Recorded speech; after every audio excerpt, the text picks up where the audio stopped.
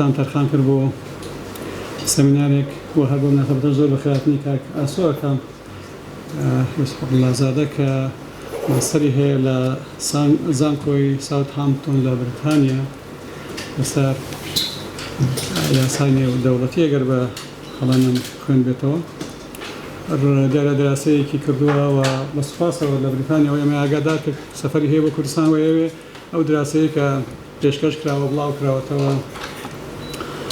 قیمەتێکی علمی هەیە لە شوێنی خۆی لێرە لە کوردستانیش پێشکەشی بکە بۆ ئێمە باشمازانی ئێمە لێرە دانیستۆ گوێ لە عەرزی ئەوە بگرین بیرۆڕەکانی بگرین بە تایبەتی لەو بوارە لە بواری دیپلۆماسی کوردستان ئێمە زیاتر لە ساڵێکە فایلێکی کراوەمان هەیە پەلەشێکیان ناکەین بۆ گەیشتن بە نەتیجە پێشی ئێستا ئەگەر بە زنجیرە بێڵێن بەیان سامی عەبدوڕەحمان لێرە قسەی کردووە وەکو نوێنەری حکوومەتی کوردستان لە ئەمریکا دوای ئەو دکتۆر فواد حوسێن کە گەورە ڕاوێژکاری جەنابی سەرۆک بارزانی بۆ لە کاتی ڕیفراندۆم پێش و پاشی هەندێک هات لێرە قسەی کرد هۆشیار زێباری وەکو موقعی خۆی اجتماعی و سیاسی و وەزیری دەرەوەی عێراقیش سەرۆکی ژنەی باڵای ڕیفراندۆمیش بوو لەو مۆزوع قسەی کرد غازی زێباری هەروە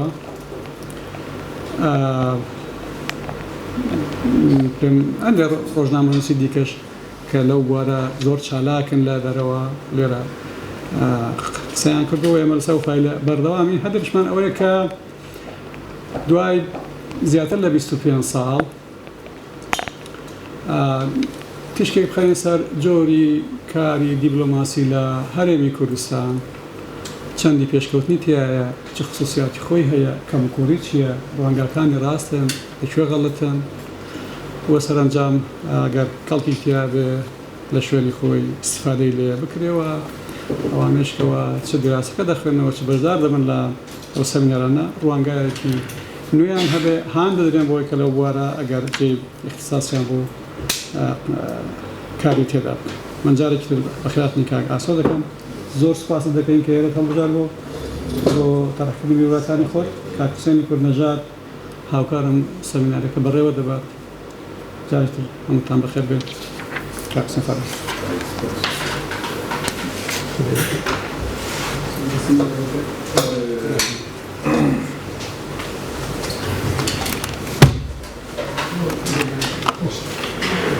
همون لایک بخیر بن ئەم ناوچەی کوردنەژادە بەرپرسی پرۆگرامی لێکۆڵینەوەی ئاژووی نانوستووی توێژینەوە و پێشە پێداندا کۆبوونەوەکە بەڕێوە دەبەم ئەو کۆبوونەوەی ئەو سەمینارە لەلایەن بەرێز کاک ئاسۆ ئەرباززادە پێشکەش دەکرێت کە ماسترە لە سیاسەت و ئەمنیەتی نێونەتەوەییدا لە زانکۆی ساوثهامپتۆن لە بریتانیا کاک ئاسۆ نووسین و لێکۆڵینەوەیەکی هەیە لەسەر گەشەی دیپلۆماسی کوردی لە تقریباً 20 ساڵی ڕابردوودا 2005 تا 2007 ئەگەر نوێی کەمێک لەسەری بڕۆ بە پێناساندنێکی کرۆنۆلۆژیکی ئەوەیە کە دیپلۆماسی کوردی چۆن گەشەی ئەستان بووە و بەشی کە بۆ ئێمەش زۆر سرنجڕاکێش بێ و بتوانین لە مناقشاتە نەتیجەی باش و تازەی وەدەستخەی بریتیە لەوەکە دەرهاوشتەکانی چییە و چ نەتیجە و ئاکامێک دەتوانین لێ وەرگرین پێشنیار بۆ سیاسەت دەتوانین چی لەسەر ئەو ئەساسە فۆرمولە بکەین بۆیە ئەمن زیاتری ناڵم مەیدانەکە بۆ کاک ئاسۆ بجێرێنم نزیکەی نیم ساعاتێک مەحاضرەکەی پێ دێتێ پاش ئەوە 15 دەقەیەک پرسیار و وەڵام دەبێ و جانی چۆن دەستە پێش زۆر زۆر بەخێر بی زۆر سپاس دووبارە سپاسان دەکەم سپاسیانسی تۆ دەکەم بە ستافەکەی و هەروە بەخێراتنی میوانە بەڕێزەکان دەکەم من بێ مقدمەی زیاتر دەستمە ناو بابەتەکەەوە بە ئیجازەی خۆتان بالەوە دەست پێ بکەم کە بەگشتی پرسیار بۆ لێکۆڵینەوە لە ذهنیەتی ئینسانی کورد بەداخەوە زۆر کەمە و هەرەوەش بۆتە هۆکار کە خەڵک بە چاوێکی سەیر و ئەوانەوە چاو لە پرۆسە سیاسی و ئابووری و لە بەشی گەشەپێدان و ئەوانەدا بکە. بۆ نمونە من لەگەڵ زۆر خەڵکی کورد چه خەڵکی ئاسایی چه خەڵکی ئاکادەمیک تەنانەت و خەڵکی دیکە قسەم کردووە کاتێککە باسی هەرێمی کوردستان دەکەین چون هەرێمی کوردستان شتێکی تازەیە لە ڕووی سیاسیەوە کیانێکی تازەیە لە ڕووی دەسەڵاتەوە و پێگەی هەرێمی کوردستان لە گۆڕەپانی کۆمەلگای نێودەوڵەتیدا دووبارە شتێکی تازەیە هەموو ئەوانە نابنە هۆکار کە ئینسانی کورد بڵێ ئەو شتە چۆن بوو بە ئەوە و زۆرتر دەڵێن زۆر کوردیەکەی بڵم دەڵێن بە ڕحمی خوای دارە دەبێت یا بە حکمی خوای دارە دەبێت هەرەوە بەڕاستینیش ئەوە شتێکی گشتیە لەنێو هەموو کووردا هەیە هەر نەک لە باشوور لە ڕۆژهەڵات لە باکوور لە زۆر شوێنی تر جا بە تایبەتی کە دێنێ نێو بابەتی سیاسەتەوە پرسیارکردن و پرسیارکردن لە چۆنیەتی بەڕێوەچوونی پرۆژەکان پرۆسەکان لێرەدا مە باسی پرۆسی سیاسی دەکەین سەرەکی ترین پێوەرە بۆی کە تۆ بتوانی بە شێوەی مێتۆدۆلۆژیک بە قەول دەڵێن نظاممەند بیر بکەیەوە چون شتێکی کە ئێمە پێویستمان پێ هەیە مێتۆدۆلۆژیە بە تایبەتی لە زانستە بڵێن کۆمەڵایەتیەکاندا یەکێکیش لەوان سیاست 2014 و 15 هەڕەتی سەرهەڵدانی دیپلۆماسی کوردی بوو لە کۆمەلگای نێودەوڵەتیدا منیژە و کاتە لە زانکۆ بووم لە هەر شوێنێک کە دەچووم لە زانکۆکانی لەندەن باسی شەڕی داعش بوو و هەمیشە یەکێک لە بابەتەکان هاوکاری دەوڵەتانی ناوچە لەوانیش حکوومەتی هەرێمی کوردستان بوو لەگەڵ بەرەی دژە داعش لە ناوچەی ڕۆژهەڵاتی ناوەڕاست منیش پێم خۆش بزانم داخوا ئەو شتە چۆن بۆ ئەنجامە گەیشتووە چۆن نەتەوەیەکی کە خاوەنی دەوڵەت نییە نێوی ئێستا لە هەموو سنتەری دیپلۆماسی و لێکۆڵینەوە و بڵێن باسەکاندا هەیە بۆ بوو بە پرسیار کە چ شتێک وای کرد کە دیپلۆماسی کورد وا بکە کە ببێتە تەرەفی کۆمەلگای نێودەوڵەتی بۆ یارمەتی بەرەی دژە تێرۆر لە ڕۆژهەڵاتی ناوەڕاست بۆیە چوون بەلای مامۆستاکەم تمەندەم هەیە لە کۆڕنەوەیەک لەسەر Foreign Policy of Kurdistan Regional Government بکەم دیارە لە مامۆستاکان شارەزانک دەزان کە لەکوێ و چیەوە شتانە بەڵام بە وردی نیان دەزانی کە ئێمە دەستگایەکی دیپلۆماسی گەورەمان هەیە لە هەولێر کە کارەکان لە ڕێگای وێ ئەنجام دەدەین من چۆن بۆ خۆم بەردەوام بابەتەکانم دەخوێنەوە میدیای کوردستان و ناوچەکەم تەنانەت لە بریتانیاش میدیا بەردەوام باسی کوردی دەکرد ئاگاداری وەزعەکە بووم بەڵام پێویست بوو کە کارێک لەسەر کارێکی لێکۆڵینەوە لەسەر دیپلۆماسی کورد بکرێ کە چۆن سەری هەڵداوە چۆنە تایرە هاتووە چۆن بۆتە تەرەفی کۆمەلگای نێودەوڵەتی دەوڵەتانی زلهێز تەنانەت و بۆچی ئەو کارەکراوە من هاتم گریمانەیەکم بۆ خۆمدانا گوتم سەبارەت بۆی کە دەنگۆی ئەو وەختی دەنگۆی ڕەفراندۆم هەبوو گریمانە سەرەکیەکە یا بڵێن پرسیارە سەرەکیەکە ئەوە بووکە بڵێن دوودانە بوون یەکەوەی کە ئەو دەستگای دیپلۆماسیەت چۆن دروست بوو بە چه ئیمکاناتێکەوە دروست بوو و چۆن کورد دەتوانێت ئەوەی ئەنجامدا دوو ئایا پەیوەندیەک هەیە لە نێوان چالاکی دیپلۆماسی کورد لە دەرەوەی وڵات لەگەڵ پرۆژەی دەوڵەت سازی یانە کە ئەو لێکۆڵینەوەیە وەڵامی ئەو دوو پرسیارە دەداتەوە من زۆر بە کورتی پاوەرپۆینتێکم دروست کردووە کە تۆزێک بۆ ئێوەش ئاسانتر بێتەوە بڵێن متابعەی شتەکە بکەن بابەتەکە بکەن من هاوکات کە لەگەڵەوانە دەڕۆمە پێشێ ئەوە ناوی بڵێن لێکۆڵینەوەکەیە The Para-Diplomacy of Kurdistan Region in Iraq and the Kurdish Statehood Enterprise کە وەک بوو عرضم کردن لە Middle East Journal کە سەر بە Middle East Institute لە واشنگتۆنە چاپکراوە من ئەوم لەبیر چوو لە سەرەتای باسەکە ئەو راپۆرتی ئەو وتارە هاوبەشە من و دکتۆر شێرکۆ کرمانج نووسیمانە بەڵام لێکۆڵینەوەکە من خۆم تەنیا ئەنجام داوە پێنج بابەتی سەرەکی لە خۆ دەگرێت ئەو لێکۆڵینەوەیە کە من یەک دەرنووسی و من جا دەتوانین بچینە پێشە من دانە بەدانە باسییان کەم ئەمەگە بەگشتی باسی تیۆریەکانی پەیوەندی نێودەوڵەتیەکان دەکەین دیارە هەمومان ئاگادارین زۆرتر سەرنج و گرنگی دەدرێ بە ڕۆڵی دەوڵەتەکان لە بڵین ئینتەرناشنال ڕێلیشن لە پەیوەندی نێودەوڵەتیدا بەڵام لە دنیای مۆدێرندا لە نەزمی نوێی جیهانیدا بە نەوعێک نادەوڵەتەکان ئەکتەرە نادەوڵەتەکانی شاتوونە کایەوە وەکو کۆمپانیا زەبەلاحەکان بۆ نمونە کۆمپانی هەوایی دێ سەر بەخۆ لە دەوڵەتی چین دێ لەگەڵ دەوڵەتی بریتانیا کۆنتراکت دەبەستێ لەوانەیە دەوڵەتی چین پێی خۆش نەبێت بە پێچەوانە ئەپڵ دەچێت لە چین کار دەکات ئیدارەی ترامپ پێی ناخۆشە معنایەوەیە کە ئەکتەرە نادەوڵەتەکان یا ئەوانەی کە خاوەنی دەوڵەتی ژنین لە کۆمەلگای نێودەوڵەتیدا ئەوڕۆ ڕۆڵیان هەیە دەسەڵاتیان حاشای لێ ناکرێ و دەتوانن پەیوەندی بکەن تەنانەت معاملە بکەن لە معاملەی سیاسی و ئابووری جا بۆیە هەر ئەو فەزایە ڕێداوە بە کورد کە خاوەنی کورسیژنە لە نەتەوە یەکگرتووەکان وەکو دەوڵەت بتوانێت دەستگایەکی دیپلۆماسی دروستکاوە لە بای تیۆریەوە دەڵم وای کردووە تەنانەت لە 12 ساڵدا وای کردو زۆر لێکۆڵەری جیهانی بڵێن سەرشناس بێن بڵێن کورد ئەسڵەن دەوڵەتێکی دیفاکتۆیە حتا من لەگەڵ هێندێک سکۆلار بڵین ئاکادمی لە بریتانیا قسەم دەکرد دەیانگوت ڕاستە کورسی گرینگە لەنەوەی یەکگرتوەکان بەڵام وڵای کورد تقریبان وەکو دەوڵەت ئەمەل دەکات لە کۆمەلگای نێودەوڵەتیدا و تا ڕادەیەکیش ڕاستە جا ئەو فەزایە نێودەوڵەتی نەزمی جیهانیە باعث بۆ کە کورد بتوانێت ئەو کارە بکات ما لەنێو خۆی عێراقیشدا گوێ لە فەزای نێودەوڵەتی خودی قانونی بنەڕەتی عێراق کە واژۆی کراوی ساڵی 2005 ئیجازەی داوە ڕێچکەیەکی چکۆلەی هێشتێتەوە بۆی کە حکوومەتی هەرێمی کوردستان بتوانێت هێندێک چالاکی دەرەوەی لە دەرەوەی وەزارەتی خارجەی عێراق بکات بە پێی بڕگەی 121 قانونی بنەڕەتی عێراق لە 2005 دەڵێ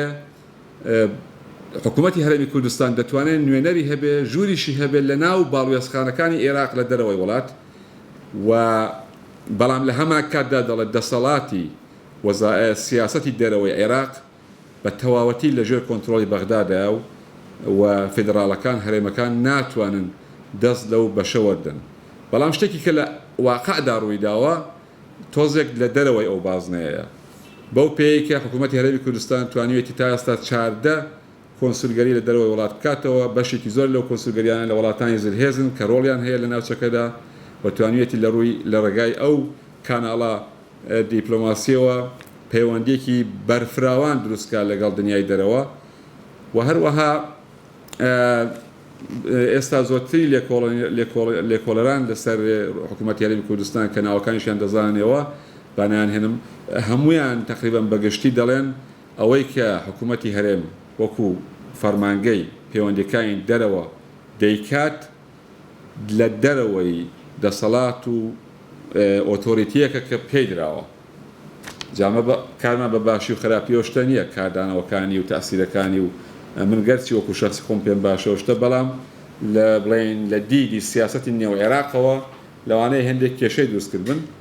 بەڵام بە تێگڕایی ئەو شتە بە زەرەری کورد تەواو نەبووە ئەگەر بین بە وردی لێکی بدەینەوە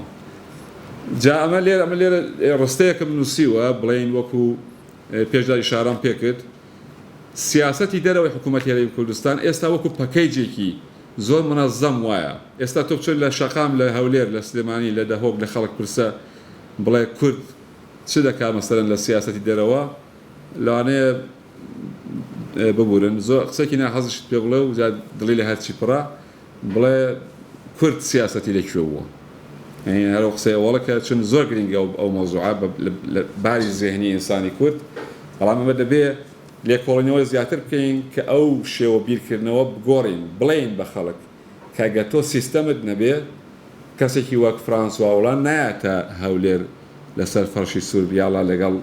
مەسەرەن سەرۆک نێچیروان بارزانانی دەداتەوە نایکە تۆ دەبێت سیستەمت هەبێت لە دنیادا بەردەیان فێدەراڵ و هەرێم هەن سەرۆکانی دەوڵەتان ناچن پێش بۆ شێوە پێشوازیان لێ بکەن تۆ دەبێت سیستەمت هەبێت بەرنامەت هەبێت دەنا بۆت ناچێتە پێشێت هەرەوە وای کردووە کە مەسەرەن کەسانێکی وەکو مایکل گۆنتەر یا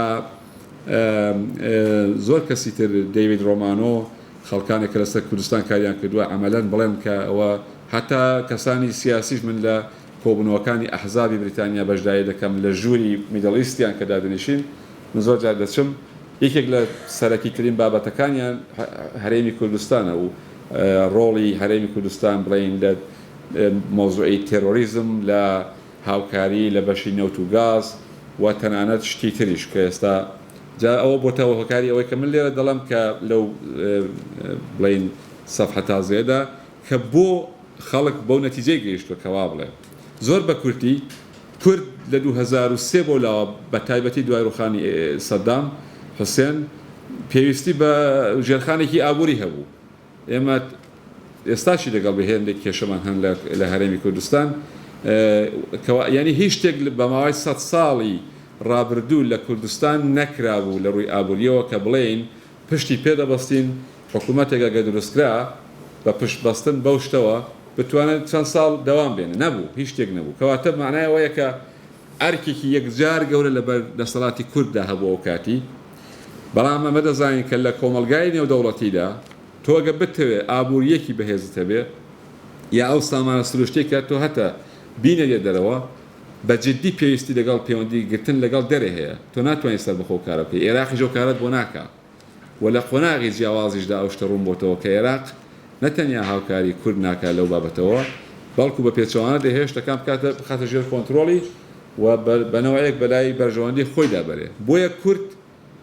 دیپلۆماسی و دەستگای دیپلۆماسی دروست کردووە بۆ بە تایبەتی من لە چەند ئاکادمی زۆر گەورەم پرسیوە تەنانەت چەند بەرپرسی حکوومەتی هەرێمی کوردستانیش هەموو ئیشارەیان باوە کردووە کە کوتیانێکێک لە هۆکارە سەرەکیەکانی دروستکردنی فەرمانگەی پەیوەندەکانی دەرەوە ئەوە بوو کە ئێمە پێویستیمان بە ئابووریەک بوو کە خەڵکانی دەرەوە بێن بەشدار بن تێیدا چون بەتەنە تۆ سەر بەخۆ ناتوانیت هیچ کارێک بکەیت دەبێت باسی ئەو لایەنە ئابووریە بکەم کە لەو بەشەدا زۆر گرینگە کە وای لە هات دوو فڕۆکەخانە دروستکرا چوون بەدووە بە شوێن کۆمپانیای گەورەی نەوت و ئەوانەوە لەگەڵ تورکیا کە بەنەوەیەک تورکیا کێشەشی زۆر لەگەڵ هەرێمی کوردستان و هەر لەگەڵ مەفهومی کورد هەبوو دەسەڵاتی کورد هەبوو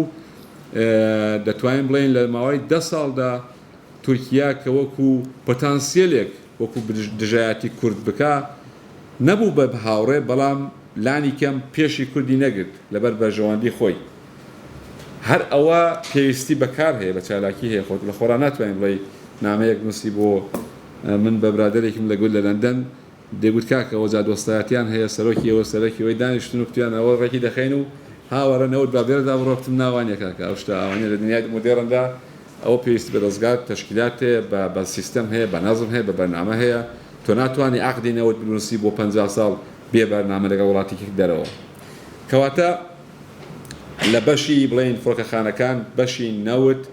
بەشی بیناسازی ڕێگاوبان ئەوانە کارهەیە کران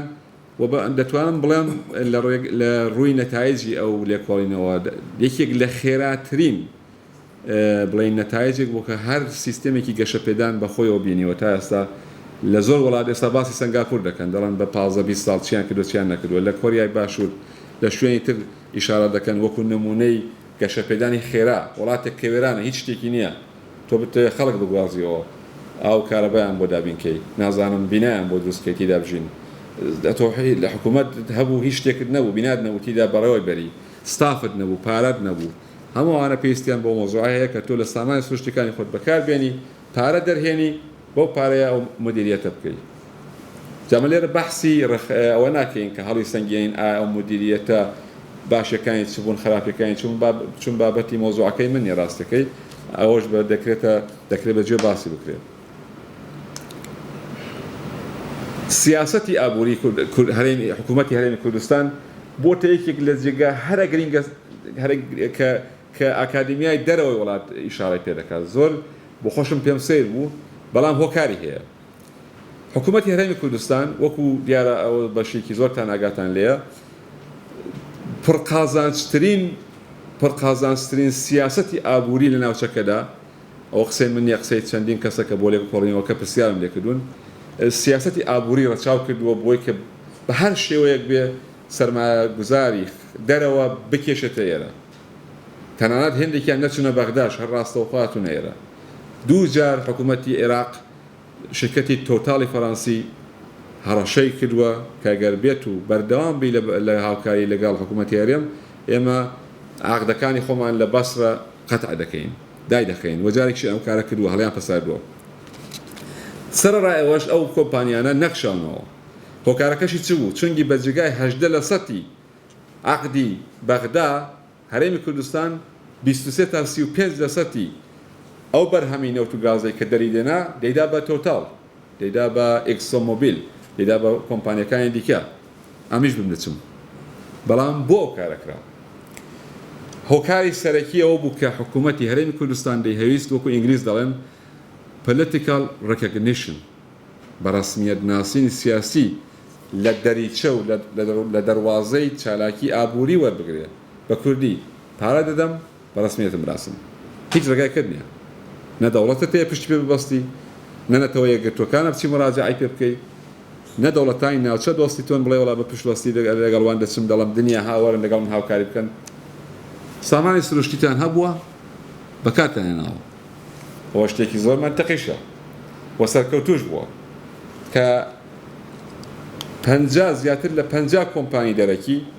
لە بەشی نەوت و گازی یا بڵین وزەی هەرێمی کوردستان تا ئێستا بەشداریان کردووە 170 ئەو کۆمپانیانە هیچ مراجعەیەکیان بە حکوومەتی بەغدا نەکردووە 2010 دەستیدایە نووسینەوەی قانونی تایبەت بە کوردستان بۆ نەوت و گاز و بۆ ئابووری نەوت و گاز مدیریەتی بکە ڕاستە حکوومەتی عێراق ئێستا ئەوەی بڵین پژڕاست نەکردوێتەوە بە عەمەلی بەڵام ئیجرا دەکرێت لە کۆمەلگای نێودەوڵەتیدا کەواتە یەکێک لە بابەتە سەرەکیەکان لێرە من زۆر بە کورتی دووبارە ئیشارە پێ بکەم ئابووری لە کوردستان بەشێکی بۆ پارە نییە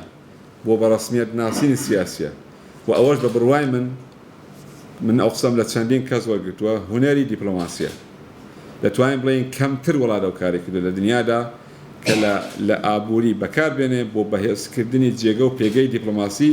لە کۆمەلگای ناودەوڵەتیدا و بە تایبەتی لە ناوچەکەشدا چونوەک باسم کرد 2008 یا 7 بووە لەشکەری تورکیە لەسەر سنوور بۆ ویستوێتی ئێرە داگیرکە بەڵام وەکو خاتوو سامی عەبدوڕەحمان دەڵێ کە ئێمە لە ڕێگای ئیمەیلەوە ئاڵوگۆڕمان کرد بیرڕامان ئاڵوگۆڕ کرد ئەو باز لەوە دەکات دەڵێ ئێمە لە فاصلەی 4-5 ساڵدا ئەو هەڵوێستەمان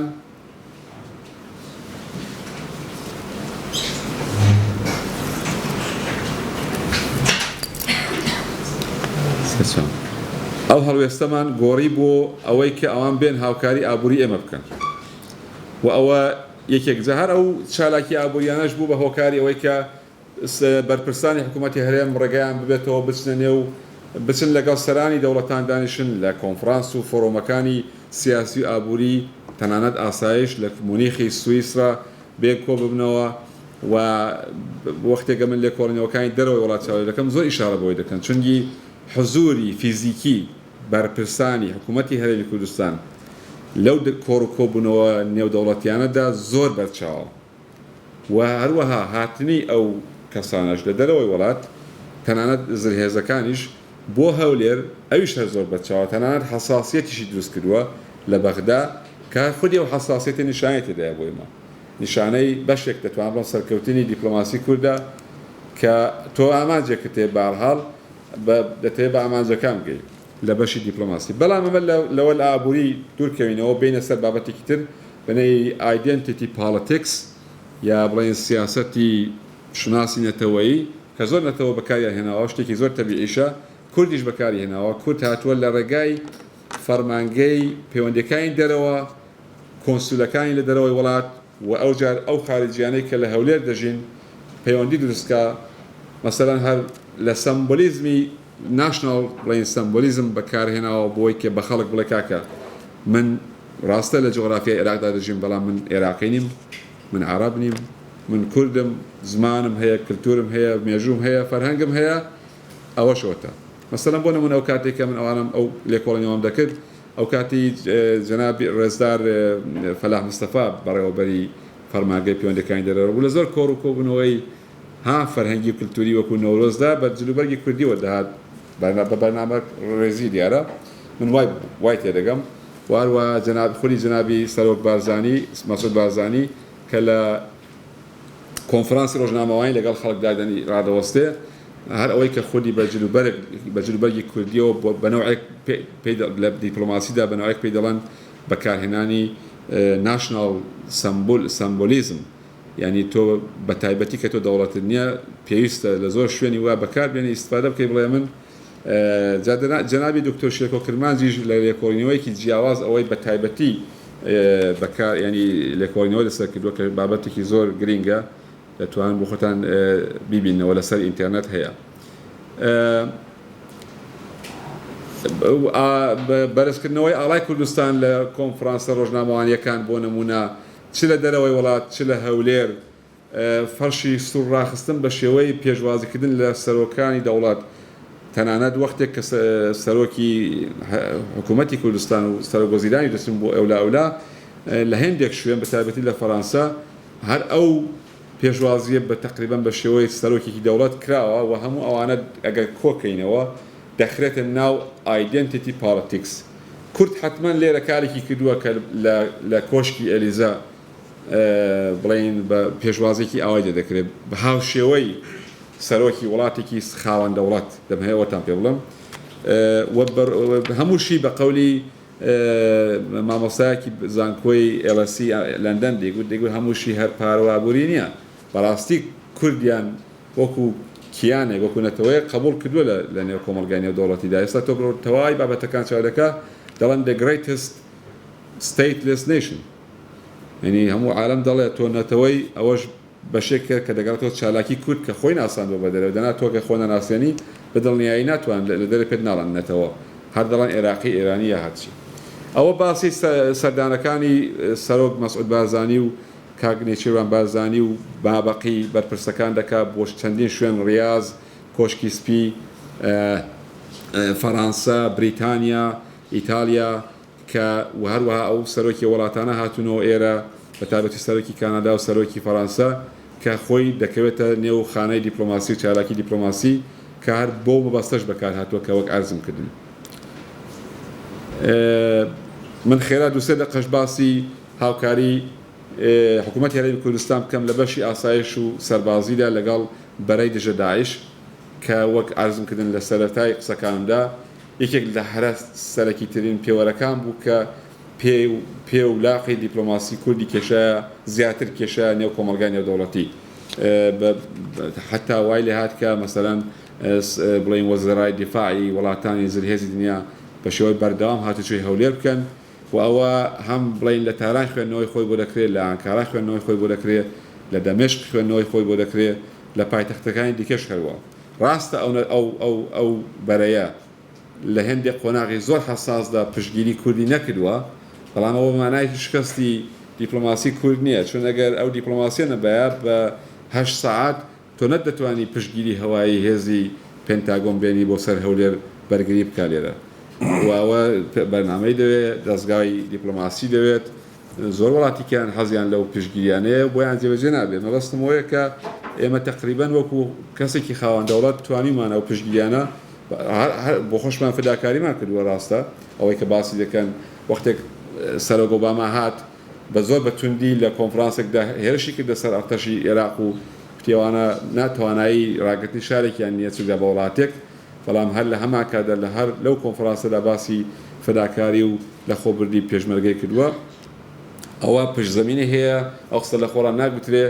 دەتوانین بڵێین هەوڵی خۆشمانی تێدا بووە وەکو پێشمەرگە کە لەسەر ئارزێک شەڕی کردووە وەکو دەستگای دیپلۆماسیش کە ئەوەی گواستێتەوە و ئیمکانیاتی بۆ هێناوە کە بتوانێت ئەو شەڕە بکات. بەڵام لە کەوانەیەکدا هەردە جریانی شەڕی دژە داعشدا حکوومەتی هەرێمی کوردستان کارێکی کرد کە دەتوانین بڵێن لە مێژووی دیپلۆماسیدا بێوێنەیە جا هەرچەند چووکیش بێ. ئەویش ناردنی 150 پێشمەرگە و کەلوپەلی نظامی بوو بۆ کۆبانی لە ڕۆژاوای کوردستان.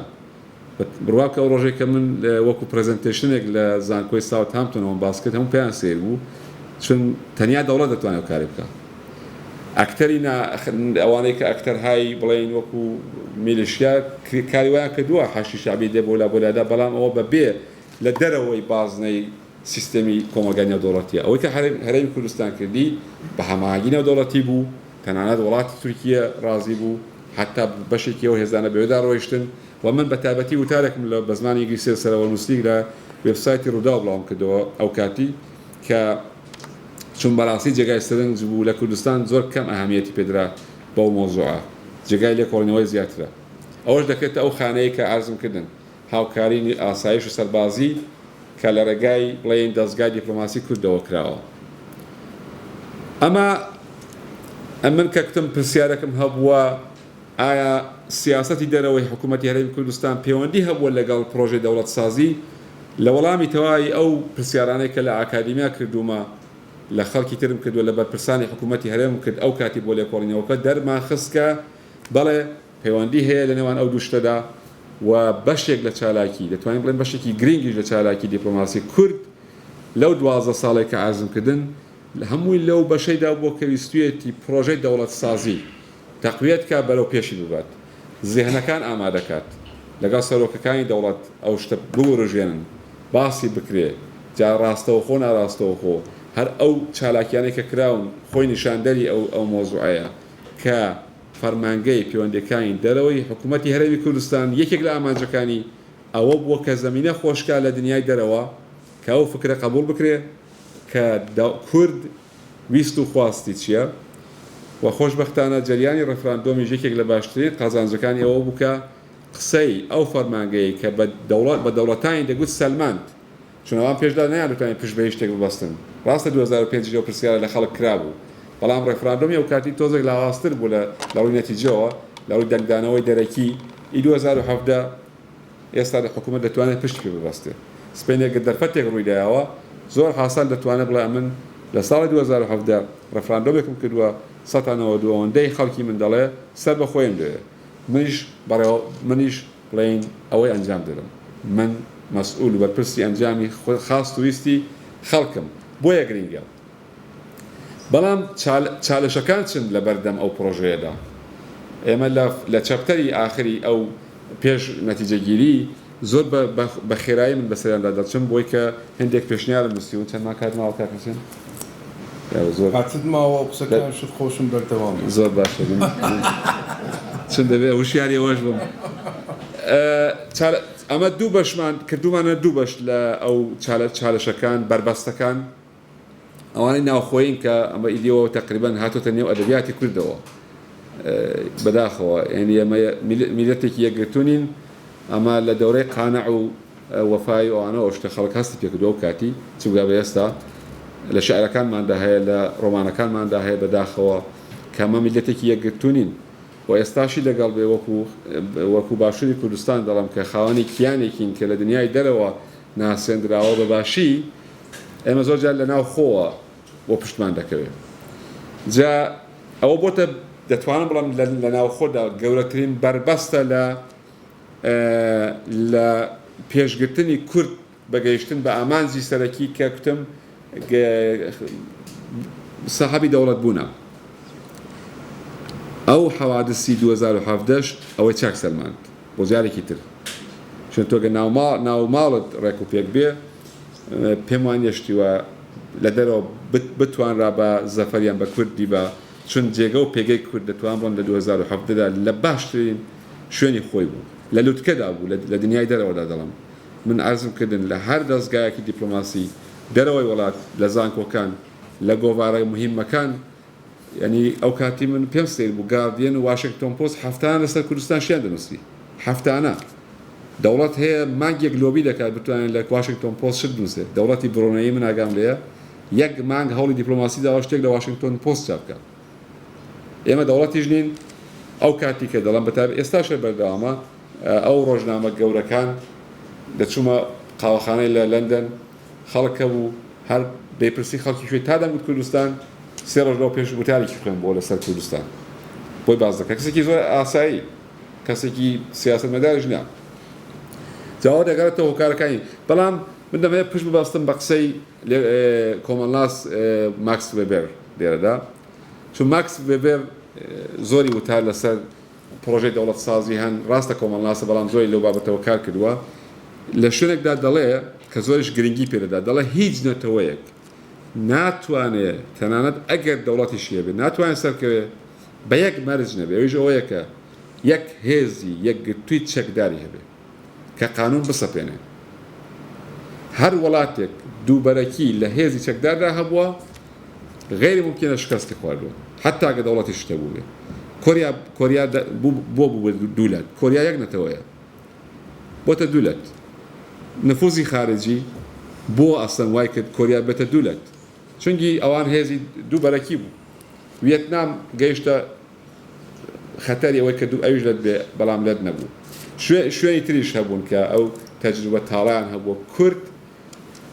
من کاکسەرەوە پێش ئەو دانیشتنەی باسی قسەیەکی مایکل گۆنتەری کرد کە زۆی لەسەر کوردستان کار کردووە من دیار بە ئیمەیل قسەم لەگەڵ کردووە یعنی وە زۆر کەسی تریش کاک دکتۆر کامران مەتین لە بریتانیا زۆر خەڵکی تری ئەوە شتێکی دی زۆر سادەیە کە ئەمە دەتوانین بڵێین گەورەترین بەربەستی داخلیە بەڵام بربەستە خارجیەکان ئی داخلی ئەوانی کەشن مەسەرەن حکوومەتی قانون زعیفە بەداخەوە لە کوردستان کە چونکی تۆگە کە حکوومەتی قانون تەبێت زێنەکان ئامادە دەبن بۆی کە دەسەڵاتی کوردی بسەپێ بەڵام ئەگە کابرا لە شەقام بڵە وەڵا هیچ قانونێک حکوومەت ناکا زێنیشی ئامادە نیە حکوومەتی کوردی بە تەواوەتی وەربگرێت بەدڵ و بەگیانوەری و فداکاریشی بۆ بکات ڕاستە کورد بە شێوەی سنەتی فداکاری هەر کردووە بەڵام لە سیستەمێکی مۆدێرندا تۆ ناتوانانی زێهنی خەڵک دروست نەکەی و چاوەڕێ ئەوەش بکەیت کە لە قۆناغ هەستیارەکاندا بێت دیفاع لە کیانی خۆی بکات زەحمەت دەبێت چون خەڵک سیستم و ستایلی ژیانی خەریکە دەگۆڕێ وەک 30 ساڵ 40 ساڵ لەو پێش نییە بۆ بەیان یە دوکانی بێنی بۆ دەرێت چەکێکی بدێ بە وەرە بچین شاخی شەڕ بکەین ئەوە ناکە دەڕات بێتە ئاوارە دەبێت لە شوێنێک دادنشی تا شەڕ دەکوژێتەوە یعنی شتەکە وای لەوجار بەتایبەتێکە دووبەرەکی هەبێت لە بەشی دەرەوەی چالشەکان وەک ئارزم کردن نەزمی ئێستای جیهانی بەداخەوە ستەیتسکۆی دەوێت ستەیتسکۆ ینی حاڵەتێک کە ئێستا هەیە لە باری ژیۆپۆلیتیکەوە کۆمەلگای نێودەوڵەتی بە هیچ شێوەیەک لەگەڵ گۆڕینی سنووری عێراقی ئێستا نییە و بە ئاشکراش گوتویانە وەیەکێک لە هۆکارەکان کە 2017 پشتگیری کوردیان نەکرد هەرەوەیە هەر دەوڵەتە و هۆکاری خۆی هەیە بۆ شتە ئەمریکا بەجیا بریتانیا بەجیا ئەوە یەکێک لە بەربەستەکانە کە بەداخەوە ئەڵبەتە بەوش بە معنای نییە کە ئەمە هەر ناومێت بین تەجروبەی کۆزۆڤۆ هەرەو تەجروبەیە بوو کۆزۆڤۆش ڕێک دوو مانگ لە پێش ئیعلامی سەربەخۆیی هەموو دنیا دێگوت ئەمن سیاسەتمەوەیە کە جۆغرافیای ئەوروپای مەرکەزی نەگۆڕدرێ هەموویان دەگوت لەبەر رووسیا بەڵام ڕایانگەیاند بۆ دوای 15 مانگ 20 وڵاتی زرهێزی دنیا بەڕەسمیەتیان ناسی دەکرا کورد وا بکە من نازانم ئاکاردانەوەکانی چی دەبوون ئەوەش زۆر پیچیدەیە زۆر ئاڵۆزە بەڵام ئەوەش بژاردەیەکە ئەگەر لە داهاتوودا کورد نەیتوانی ئەو کۆمەلگای نێودەوڵەتی بێنێتە سەرخەت یا ئەو زێهنیەتە نەگۆڕدرا بۆ معنای نییە کە ئەمە مەحکوم بین بەوە هەتا ئەوان ڕازی بنجاژێر ئەمە کارێکی وا بکەین من لە ڕووی تەجروبەی وڵاتانی دیکەوە دەڵێم مەبەستمەوەی ئەو بەربەستە دائیمی ناتوانێت ببێ بۆ خۆشمان دەتوانین دەستی تێوەردەین لا بەڵێ ئەوە کورتیەکەم وەسمە بەشی فێژدانەکەم باشە زۆر بە کورتی ئەمن لێرەدا چەند پێشنیارم نووسیون کە زۆر بە کورتی بەسەریان دەچم ڕێکخستنی ناوماڵی کورد وەک ئارزم کردن بۆ پرۆژەیە کە گەبی هەیە سەرکەوتوو بێ لە ڕێگای دیپلۆماسی کوردەوە ئەوەش بۆ معنای نییە کە هەر وڵاتێک ناوماڵی خۆی ڕێکخست حتمما پرۆسەی دەوڵەت سازی سەرکەوتوو دەبێت لە کاتالۆنیای ئیسپانیا ناوماڵی وێ زۆر ڕێک و پێکە زۆر یەکگرتوون دووبەرەکی نییە چەمبەرەکی نییە بەڵام بەداخەوە چۆن یەکێتی ئەوروپا لەگەڵ سەربەخۆیی کاتالۆنیا نەبوو بە ڕۆژی ڕووناک خەڵکیان کە دەنگیاندا هێنا پۆلیس لێیان دەدەن بە باتون لێیان دەدەن و هەموو دنیاش چای پێکەوت دەمهەیە بڵام یەکگرتووی ناوخۆی زۆر گرینگە بەڵام گەرانتی ئەوە نادا کە ئەمە مەسەلەن پرۆژەی ڕەفراندۆم یا سەربەخۆی یا دەوڵەت سازی حتمما جێبەجێکەین بەو پێوەرە ئەگەر هەولێر داوا لە حکوومەتی بەغدا بکەن و سینگەیەکی وەزارەتی خارجە لە هەولێر بکاتەوە جاوە میکانیزمەکەی دەکرێت بنووسرێتەوە دوو قازانجی دەبێت یەک متمانەی بەغدا بە چالاکی دیپلۆماسی کورد زیاتر دەبێت تۆ شەرت نییە هەموو شتێکی پێ بڵێ بەڵام هەندێک شتی پێ دەڵێ داواتی دەکەی بۆ هەندێک شوێن لەوانەیە بە پێچەوانە ئیش هەرە و هەڵوێستی بەرامبەری تو هەبێ چون من کاک فەلاح مستەفا لە گۆڕینەوەی نامەدا کە قسەم لەگەڵ دەکرد بۆ لێکۆڵینەوەی باسی شتێکی زۆر سەرەکی و گرنگی کرد وتی ئێمە ئێستا هیچ میکانیزمێکمان نییە لەگەڵ وەزارەتی خارجی عێراق تەنانەت نامەیەکیش بگۆڕینەوە ئەوە گرنگە بۆ دروستکردنی ئەو میکانیزمە دەکرێت پێشنیار بکرێت کە خۆمان پێشوازی بکەین بڵێن حکوومەتی بەغداد تۆ دەتوانین نووسنگەیەکت هەبێت لە هەولێر بۆ ئەو کارانە دام نازانم چەند ئەمەلیە بەڵام دەکرێت میکانیزمەکەی بنووسێتەوە و ئەوانە خێراتر کە ئەو پەیوەندیانە هێزی چەکدارمان هەیە کورد هێزی چەکداری هەیە لە باشووری کوردستان کەم نەتەوەی بێدەوڵەت ئەو ئیمکاناتیان هەیە چەکدار بوو کە پێشی گرت بە بەزمێکی گەورە دوای ڕێفراندۆم بەڕاستی چون ئەگەر حکوومەتی بەغدا و پتانسیلی شک نەبرد بە لەوانە بوو تەنانەت هاوکات لەگەڵ ڕێفراندۆم کارهەیە بکەن وەکو ئازمکردن لە کاتالۆنیا کردیان 12,000 پۆلیسی ئیسپانیا ئەو ڕۆژێک گواسترا بووە بۆ پارسەلۆنا کە لەوێ لە خەڵکیاندا باشکرا دەکرا ئەوش لێ ڕوویدا بە بەڵام چون هێزی چەکدار هەیە ئەو شتە ڕووی نەداوە جا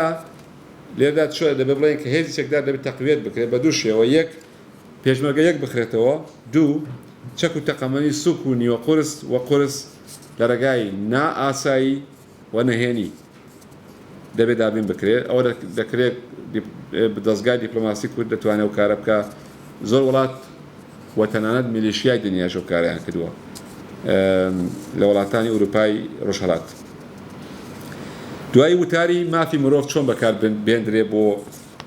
دیپلۆماسی بۆ پرۆژەی دەوڵەت سازی بە تایبەتی ڕێگاکەی زۆر حاسانە ئەگەر بکرێت مەسەن ئیسرائیلیەکان یەهودیەکان و کاریان کردووە لە ڕێگای ڕێکخراوێکی گەورەی تینکتانک وەکو ئایپاک ئەو کاریان کردووە جابار نەڵێن هێندە بەهێز بەڵام نیوەی ویش ئەگەر کورد شتێکی هەیە بە دەرەوەی وڵات ساڵانە جارێک کۆنفرانسێک لەژێر ناوی وەبیهێنانەوەی جێنۆسایدی کورد بەو نێوە سەرانی دەوڵەتان بانگ دەکەم ڕێکخراوەکان بانگ دەکەم دەوڵەمەندەکان بانگ دەکەم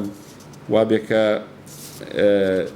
دەنگی کورد لە ڕووی مافی مرۆڤەوە وتاری مافی مرۆڤ بگوازنەوە چونەوە لە درێژخایاندا نەتیجە دەداتەوە تۆ ناتوانین بە 2-3 ساڵ خەڵک بەری هەڵبجێ بڵێەوە ئەوم لێ بەسەر هاتووە دوای 3 ساڵ بەنەوەڵا باشە گەورا بێت توها دەوڵەتت دەبێت بەڵام لە درێژخایان داگەتەوەێت تکرار کردەوە بە تایبەتی لە دەرەوەی وڵات زۆر نەتیجە دەدات دوای دروستکردنی ژوورێکی تایبەت بۆ هەڵسەنگاندنی سیاسەتی دەرەوەی حکوومەتی هەرێمی کوردستان ژوورێکە بێ 3 ساڵ جارێک 4 ساڵ جارێک تەواوی سیاسەتەکانی دەرەوەی حکوومەتی هەرێمی کوردستان هەڵسەنگێنن لە ڕووی ئەو ئامانجەی بۆی پێکراوە ئەو بۆی دابینکراوە لەگەڵ ئەو ئامانجەی کە پێکراوە بەراورد بکرێن خاڵە لاوازەکانی دەربخرێن خاڵە بەقوتەکانی دەربخرێن ئەو نەتەوانەی کە خاوەنی دەوڵەت نین یەکێک لە ڕێگا باشەکان بۆی کە بتوانن دیپلۆماسی خۆیان بەهێزکەن ئەوەیە کە دوو ڕێگا هەیە بۆ دیپلۆماسی یەک فەرمی یەک نافەرمی فەرمیەکان کە دیارن حکوومەت هێرەم تیدا زۆر سەرکەوتوو بووە نافەرمیەکان نمونەتان بۆ دێنەوە وەکو مەسەلەن تۆ شەرت نییە هەرچی لە کۆشکی سپی داوا بکەی مەسەلەن دۆناڵد ترامپ بتبینێ دەچم فەرمانداری کالیفۆرنیا دەبینم دەچم فەرمانداری لویزیانا دەبینم ئەو کارانە دەکرێن ینی فەرماندارێکی کالیفۆرنیا دەسەڵاتی دەوڵەتی ناوچەی ڕۆژمەی هەیە چ لە ڕووی ئابووری چ لە ڕووی سیاسی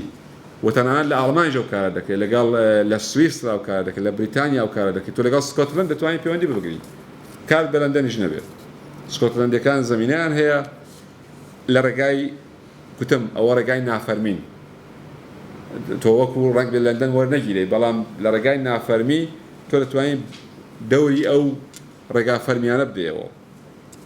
ئێمە نازانم پەیوەندیمان لەگەڵ کاتالۆنیا چەندەیە بەڵام دەکرێت پەیوەندیانە خۆش بکرێن زۆرش گرینگە و بە دڵنیاییەوە بەرەو پیری ئێمەش دێن و هەروەها کۆمپانیەکان کۆمپانی گەورە هەر نەوت و گازنان کۆمپانی کوتم لەگەڵ دەوڵەتان مەعاملە دەکەن سەر بەخۆ لە دەوڵەتی خۆیان کاتی تایبەت ناوچەکەشەوە نەبەستێتەوە تورکی و ئێرانی هەر تورکیە و ئێران کۆمپانیان نییە کۆمپانی دەرەوە دەتوانن بێن لێرە ڕۆڵ گێڕن و کار بکەن بۆ ڕۆژی خۆی زۆر پێویستە ڕێکخراوە خێرخوازەکان گەورەترین ڕێکخراوە خێرخوازەکان لە ئەمریکا و بریتانیا و ئوروپا هەن وەکو مەسەلەن ئاکسفام کە لە تەواوی ئەفریقا و ڕۆژهەڵاتی ناوەڕاست ئاسیا هێند چالاکی هەیە ئەمە دەتوانین لە ڕێگای دەستگای دیپلۆماسی ئەوانە بکێشینە ئێرە حکوومەتی هێرم دەتوانێت ئەو کارەی زۆر بە چاکی ئەنجام بدات چون ئەزموونیان هەیە و هەروەها آخر موردیش کە تعامل لەگەڵ ئێران بە بڕوای من دەستگای فەرمانگەی پەیوەندیەکانی دەرەوەی حکوومەتی هێرام هەرێم زۆر پێویستە ژوورێکی تایبەت بۆ تاران بکاتەوە لێرە من دیارە لەوەی لە زۆر شوێن ناتوان بڵم بەڵام بە دوو هۆکارە قسەی دەڵم کاریگەری تاران لە ناوچەکەدا دەکرێت بڵین لە هەر دەوڵەتێکی ناوچەکە زیاترە بە تایبەتی لە عێراق و ئەوە تۆگە بتێ باڵانسێک لە نێوان تاران بەغدا تاران هەولێر دروستکەی پێویستیمان بە دەراساتێ بە لێکۆڵینەوە هەیە کە خەڵکی ئێران چ نەستن چیان دەوێت لێکۆڵینەوەی دەوێت ژووری دەوێت و موردێک فقط بۆی کە ڕوونی کە مەبەستم چییە ئێران بەرەو ئاڵوگۆڕ دەڕوات بە ئاشکرایی هەمومان دەبینین بەڵام حکوومەتی هەرێمی کوردستان چ دەتوانێت هەڵێنجێلەوە چونەوە زۆر گرینگە ئێران تا 10 ساڵی داهاتوو گۆڕانکاری بەسەردادێ وەکو شێوە هاوشێوەی با عێراق نا بەڵام بە دڵنیایی گۆڕانکاری زۆر گەورەی بەسەردادێ ئەگەر ژوورێکی ئاوا تایبەت هەبێت لە فەرمانگەی پەیوەندیەکانی دەرەوەی حکوومەتی هەرێم بۆ ئێران دەکرێت دەوێتدا لەو کەسانی کە شارەزای ئێرانن داوەت بکرێ و دەوێتدا مەسەڵەن بۆ وەکو پێشنیارێک لێرە دێڵم لە بەرەی ڕێفۆرم خواز لە ئێران لە حاڵی حازردا لەگەڵ ئەمریکا و ئوروپا و وڵاتانی ناوچە وەکو سەعودی دەقسە و توێژدان بۆی کە ناوەندی نووسینگەی ڕێبەری ئێران لاواز بکەن چون دەزانن خامنەی یا دەمرێ یا بەنەوەیەک شتێکی لێ بەسەر دێ دەیانەوێت ڕێبەری ئێران بەجێ تاکە کەسی بکەنە شۆڕایی بۆی کە ئەو نەهادەی هەر بە تەواوەتی لە بین برن ئێستا بەنەوەیەک وڵاتانی ناوچەکە لەگەڵەوەی ڕێککەوتون و تەنانەت پشتگیری ڕێفۆرمخوازەکانی ئێرانی دەکەن ئەوان چ دەدەن بە ئەمریکا و بە ناوچەکە ئەوان قەرار وایە دەست هەڵگرن لە سیاسەتی ئێستای ئیتاران لە ناوچەکەدا ئەوەی کە بەحسی هیلالی شیعی و ئەو شتانە دەکرێت جا کورد دەستگای دیپلۆماسی کورد دەتوانێت لەوە کەڵک وەرگێ شەرت نییە تۆ بڵایکەوە بەنهێنی بە ڕێکوپێکی وەکو زۆر وڵاتانی کە هەندێک لێڤێڵ هەن لێڤێڵی نەهێنین هەندێک لەوێڵ هەن لێڤێڵی ئاشکران تۆ لەگەڵ ئەو ئۆپۆزیسیۆنە پەیوەندی دەکەی بۆ داهاتوو کاکە منیش ئەکتەرێکم لە ناوچەکەدا ئەگە سپەینێ تۆ دەسەڵات بەدەستگرت منەوە قازانجەم بۆ تۆ دەبێت تۆچیت بۆ من دەبێت بەو شێوازە من لێرە زیاتر سەرتان ناشێنم زۆر سپاستان دەکەم بۆ سرنجتان دووبارە سپاسی ئەنستیتوی توێژینەوە و گەشە پێدانی کوردستان دەکەم بۆ بە تایبەتی ستافی ئێرە وە کاکسەرۆ هەروەها کە ئەو دەرفەتیان بە مندا لێرە ئەو بۆتارە پێشکەش بکەم سپاسی تەواوی ئامادەبووانیش دەکەم دەستان خۆش بێ زۆر سپاس هیوادارم بەسود بوو بێ دەستی جەناب خۆشگەرە خێر ئەگەر پرسیار مەجای پرسیارشت دەبێت ئێستا دەرگا دەکەینەوە بۆ پرسیار و مداخلە و کەرام فەرموو دەست خۆش زۆر سپاس حەقی وایە سەرکەویش بەرەوەی کە دیپلۆماسیەتی کوردی بکە موەسسەسات بکە فەرمانگە ئاوەک بدراوە لە پێشی سەردەمای حیزب و سەردەمای تاکەسەکان بە تایبەتی تاریخی پارتی دیارە لە دوو دیپلۆماسیەتەوە کاتێکە سەرۆک بارزانی خیارێکی دیە کۆمەڵ خەڵکانیش کەسی ناودارە بوونە دیپلۆماسیەتی کوردیان بەڕێوە بردووە لەوانە ئیسمەت شەریفوانی کامەران بەدرخان مانجا پاکستانی ئەوان لەگەڵ عەبدولناسری دەوری ئیسمەت شەریفوانی قەت کولی لێ ناکرێت بە بەراورد دەگەر ئێستا ئەم پێم وایە ئەوان زۆر چاپەشتر بوون لە ئەوەی ئێستا چونکە ئەگەر تەماشای ڕۆژنامەگەریەکانی جیهانی فەڕەنسی و ئەنگلیزی بکەیت ئەوانەی کە ئیسمەت شەریفوانی کردێتی بێت لە ساڵی 62-63 ئەنجومەنی ئاسایش تۆرجمانکردنی کوردستانی خستە ناو رشتەی خۆی ئەوان هەموو شتی گەورە بوون لە ناساندنی شوناسی کوردیان لە ناساندن و زانیاری بڵاوکردنەوە لەمەڕ ئەو نەهامەتیانەیە کە کورد بەسەردێت بەهاتن لە وەختای هەموو ڕژێمەیەک لە دوای یەکەم بەڵام ئەوەی ئێستا ئەم پێم وایە دوو شانسی گەورەیان هەیە یەک ئەوەیە کە مەوقعی کوردستان وەکو سەرچاوەی وزە دووش ئەو ڕوودا و کارەساتانەی کە بەسەر ناوچەکە داهاتێت هەر لە شەڕی سەددامی بگرێ ڕووخاندنی هەر لە داعش و هەر لەوەی ئێستا ئەو ناکۆچەی بینی ئەمریکا و ئێرانەیە پلەی شوێنی کورد بەخۆی دێوەیان نوێ لە ئارادایە ینی بەشێکی زۆر لەوەیە کە کورد وەکو فاکتەرێکی گرنگ هەم لە بۆ شەڕکردن هەم لە بۆەوەی کە دژی داعشان بەکانە ڕەنگە سەدانەکان زیاتر لەوە بێت بەڵام لە ڕووی یەکەوە ئەم پێم وایە دیپلۆماسیەتی کوردی لە هەڵسانگاندنی کارەکانی کورد وەکو لە دواشتەوە فەرمووتە هێشتا نەگەیشتەوە ڕاستەی تاکە شتێک لە ئەنفار و لە حەلەبجە هێشتا نەیتوانیوە ڕەنگدانەوەکی باش لەدەرێت تاکەشت ئەو ساڵکرایە ئەوش کارێکی شخصی وە کار بەختیار بنام شێخ توانی لە یەک لە پارکەکانی جەناب شارەزای لە ئۆڵەند پارک چوو یەک داریچان لە 16 مانگدا ئێستا دیپلۆماسیەتی کوردی حتا ئیمکانیاتی خەڵکی کوردستان و پەناهەندە کوردەکانیشی نەزانێت چییە. زۆر سپاس فقط بە کورتی ئەوەی کە من نەگەڕامەوە بۆ مێژووە هۆکارەکەی ئەوە بوو کە دیارە کاتێک کە لەوێ لە کۆڵنەوە ئەنجام دەدەیت دەپرسن کە تۆ دەتەوێت چ مەودایەکی کاتی لێ بخۆڵی مکتم لە 2005 تا 2017مان لێک داوەتەوە دەنا ڕاستە ئەوەی کە جناب دەفەرمووی هەمووی جێگای لێکۆڵینەوەی زیاترە حتمما. سپاس بۆ کاکاسۆ دەفتەی هەیبوو لەسەر دیپلۆماسیەت کەمتر قسەی کرد ئەوەندی لەسەر علاقاتی دەوڵەتی قسەی کرد ئەویش ناحەقی نییە لەبەرەوەی ئێمە دەستگایەکی ڕسمیمان نییە بە ناوی دیپلۆماسیەتی کورد تا ئێستا هەروەکو لە دەستوری عێراقیش هاتووە مەکاتیبی دانایە محافەڵاتی و ئەقالیم ئەنی ئێمە وەکو محافەزەیەکی سیر کردووە دەتوان لە بواری سەقافی و اجتیماعی و ئیمایی مەکاتب بکردەوە کە ئەوەش بەداخەوە هەرێمی کوردستان استثماری ئەوەی نەکردووە تا ئێستا یەک نەفەریشی یەک مەکتەبی یەک سەفارەتی دانەناوە ئەوە زۆعفی دیپلۆماسیەتی کوردە ئەگەر دیپلۆماسیەتمان هەبێ باسی ئەوە کرد وەزارەتی خارجیە تەنسیقێک هەبێ مەکاتب بکاتەوە لە هەرێمی کوردستان وەزارەتی خارجیە من ئاگام لێیە وەختی لە پەرلەمان بوو بێگوزاریشتی لە محافەزات بکاتەوە سلێمانی تەشجیعی کرد بکاتەوە بەڵام باش بوو لە وەزارەتی ناوخۆی هەرێم قبوڵیان نەکرد گوتیانیان دەبێت لەسەر ئاستی هەرێم بۆمان بکرێتەوە یان قبوڵ ناکەن پارێزگای قسەیمان ڕاستە ئێمە بەگشتی کەسی دیپلۆماسیمان زۆرە ئەوە کاکە چەند ناوێکی ناو زۆرتریش هەنا بەڵام هیچ دەستگایەکی دیپلۆماسی احترافیمان نییە کە کەسێک هەبێتن لە سیرکی دیپلۆماسی ئیشی بتوانێت دەکاتی پێ بگەێنێتن بەداخەوە ئەوەی هەش ئەو عیلاقاتانی لە دەرەوە چاردا عیلاقاتمان هەیە لەسەر ئاستی دەوڵەتەکان هەمووی حزبینە یان کەسایەتینە یان وەکو ڕێکخراوێک تەزیکرا سەردانی زۆریان کردە بۆ وەفتی ڕەسمی چوویمە هیچیان بە سیفەتی دیپلۆماسی ڕەسمی پێشوازی ناکرد لە هیچ شوێنێک بەڵام ئەو مەکتەبێک کە ئێستا لێرە هەیە هی کاک فەلاح ئەو ڕاستە هەیە یەکلایەنە حکوومەتی هەرێم بۆ خۆی داینەوە بۆ تەنظیمی پەیوەندیەکانی ئێمە لەگەڵ کۆنسولیاتەکان لەگەڵ وەزارەتی خارجیە عێراقی کە دێنە کوردستان لێرە پێشوازیانی دەکرێت و احترامیان دەگیرێت لە بیرمە لە 2011 یەک دوو جار لە ئەنجومەنی وەزیرانی هەرێمی کوردستان لیژنەیەکیان دروست کرد منیش تێدا بووم نیزام داخلێک لە ئەو مەکتەب عیلاقاتی خۆمان دابنێن نەمانتوانی لەبەرەوەی هیچ سەنەدێکی قانونی و دەستوریمان نەبوو کەواتە یعنی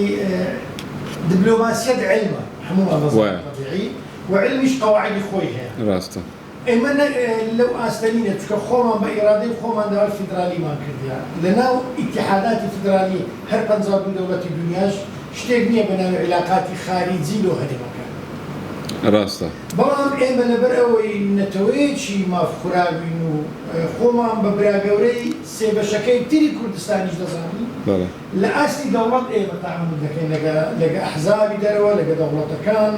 یعنی زۆر لە فیدرالیەت تێپەڕێ هەر ئەوەش بووە بیرۆکەی ئەوەی ئێمە ڕیفرەندۆم بکەین وفعلا حەق خۆشمان بوو بەڵام قەدەر وای کرد یەک لە ئەنجامەکانی شکستی ریفرەندۆمیش زوعفی دیپلۆماسیەتی کورد بووە لەبەرەوە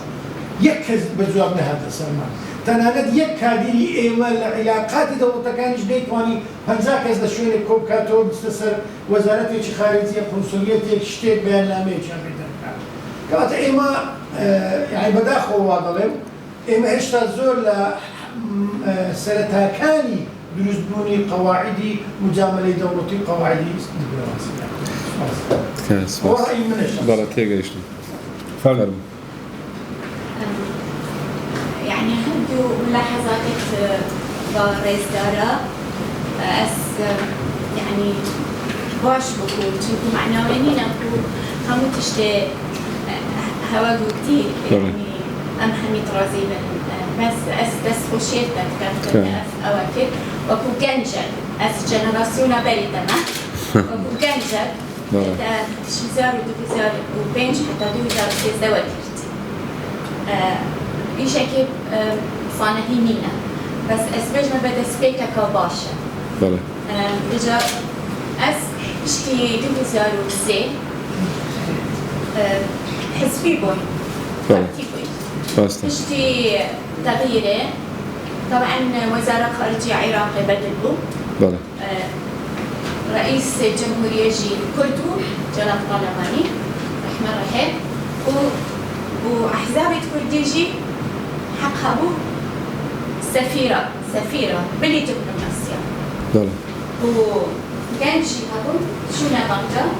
يعني نسبتك تشون الويرة تشون لازم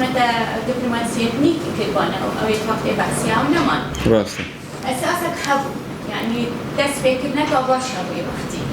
بس هيدي بشتو بجا وكو رادبي بأخبار تبوتي بالمناسبة ناوي موكي الله شطارقة كريم طارق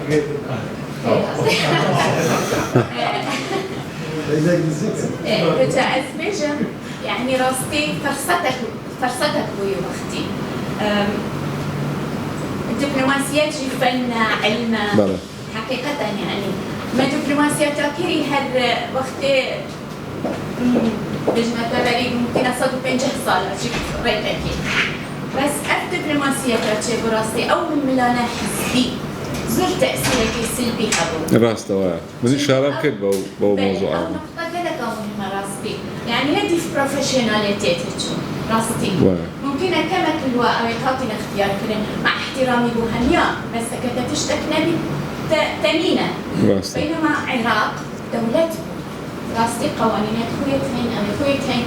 نهمي دبلوماسية خويت بري أو كرين يعني شخصي أولي بلا فلامي سواء أساسك شيء ضانا بجا أو من ملانة حزبي حتى السكري كيف تشيتا فيينا كيف تشيتا واشنطن كيف تشيتا راسته اوكي حتى ما وزير الخارجية كنت هابو بنيا ما راستي ما قوتك هابو ما هابو بس ما استفادة لنا كيف وحتى لك آثارت من ملانات حزبي الديارة وما سيستم هنا راستي نكو أم حسناتين بس أملي نظانين وقت أم اعترافي نوكين كو أملي نظانين بس راستي دستوشيت لك اشتكى دي مقولكي هاي الجنجت وكيتا نكا الدهوي ولات حتى ليلة قولكي جلكي باشا عجبا استفادة لتكن أزبجنا دو ما أبكنينا عردك ليرنينا قولك ليرة كبيجن بابو ما أفخر كي هاي أفتشور أويت هاي أبنا أزبجنا استفادة لتكن يعني مثلا تسخوشية الفرمانجة بينا بجمدة بس تخسيري همو يعني همي سيستم راسته رقم سي بله رقم سيجي تقولي وقت أشما سر ملت بشابك تسبكت بين سياسة مالية بله أسبيجم أو بريخودنا سياسة أخو رجانا جيانا أخو كاتشوايا أو شي حكوايا واي درسته مثلا كوباني أسبيجن أو ندبلوما يعني أو كدبلوماسية تبو أو رحى وطنية تبو فدائية بو قرار خاطة دان أو بيشمرقة تشوين أو حسب نكر كودي أنا واي ممكن أخراب ممكن أخراب واي درسته بلا من ما بستم أو بكا کاری دەویست بەرنامەی دەویست ڕاوێژکاری دەویست و توێژی دەویست لەگەڵ ناوچەکە کە ئەو کارە بە عەمەلی بکرێت و هیچ نەتەوەیەکی بێدەوڵەتیش ئەو کاری نەکرد بوو پێشدا کە هێزی چەکدا بنێرێتە دەرەوەی سنووری وڵاتێک کە دەسەڵاتی خارجیەکەشی بەدەست خۆی نییە وەکو نۆفلایزۆن ئەوژی تشتێکی نیبوو وەختی قەرار نۆفلایزۆن پێدەکرێن ئەوژی نەبوو بەری هیندی يعني شيء أو كاس دبلوماسي براسي درسته كذا وشيلته راستي ديكوري نوا علمي بو برام ديرا برادران بلا ريد هذا بان قناغي دبلوماسية الكردية قناغي جورا جور ولا صارت هذا أحزاب تسبيك هو تعودوا أحزاب ومخول روسيا وكنا مثلا شاهدي وكم روسيا تندق إيش من هذه الحكومات بوتشيا والله دبلوماسية دبلوماسية حياة لأن أبغى سرو بارجاني ندا شو بولنداني أنا وهم سرو كوا هم ديدارو هذا كجنا بتحط سانغان أنا حقيقة والله أنا مش برلمان بقصد كار ولا دبلوماسية كل والله ما يكتبي فلان دكاني دانا وكم طري هذا كلا لو باش وهم وزارة دانا ودرس بكرابا باش ديبارتمنتي نظام أوروبا الشرقية ديبارتمنتي شويبا لكم نوار لبدا مازرين إنه بقوا طب كرابا بجديد كرابا بشكل لو أنا سلوكي أو بشاش كسي زيادة لهاتو دانا باوش الله كيش بلي والله كنت دور تفيرة أو عرفت جنا وقلت ضلي أو هيك شو كان هناك درجة تيبريوا هناك الراوة لسنة نونالاني بارتكان قبول كتير لا والله طانا كات بكلام نونالي حكومة شو ما هي نونالي حكومة شو روسيا ندي طبعا حكومة هرمي كردستان قبل ما نشارو أو نونالي بارتي قبل ما نفعل نونالي بارتي هم سبان كمان نونالي حكومة الشرق أنا مجبور بندفعته رسميا أواقع يعني بله درسته دبلوماسيتي حاول تبغي دبلوماسيتي كردينا وبجناب دانسي براسي باش بلسان دان نكت أو دبي تجينا وهاي زيادة بكري زيادة بتشاورني زيادة بكري كحكومة كردستان بتشاستي دا بلام نزانستي ونكر قصيوا شكاسي جناكا بداخوا أو أنا ك عندنا برلمان الإمانة سلوكياتنا نظمنا كنا تايستا كاس زورت بأستي أني هونادا اشتكرون كده أو بشي كمو كوري هر بلين اشتكتوا لكورينو السردكي خسار ناسي بابتكي تايبتي لكورينو من لو لكورينو خوم دا نعتم خسار ناسي دزگاه دبلوماسي كرد كم شنو لكورينو تايبتي بجوه بكري بلام لو چپتری آخر دا كبيشنيار دادين معناه هندكيش خالي لواز هند او دزگاز گوره دا که دبیم باسی بکەین وەک باسیشم کردن وەکو پێشنیارەکان ڕەنگدانەوەی ئەو خاڵە لاوازە کەمە چمان نییە دەبێ ببێ یا چ نەکراوە کە دەبێ بکرێ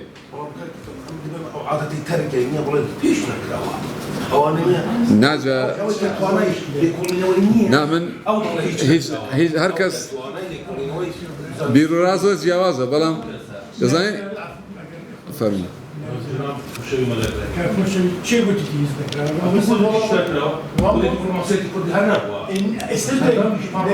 رسمی و زنستی و نیه مالام کسایی که خنیت من وەکو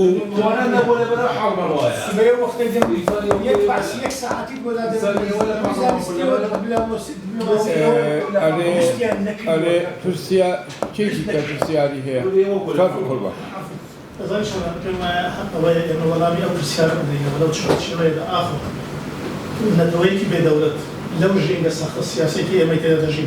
هاي ذكرت هذه دبلوماسية رسمية لو زيادة بكلين بما يدري رسالة أولا كوب بيتوا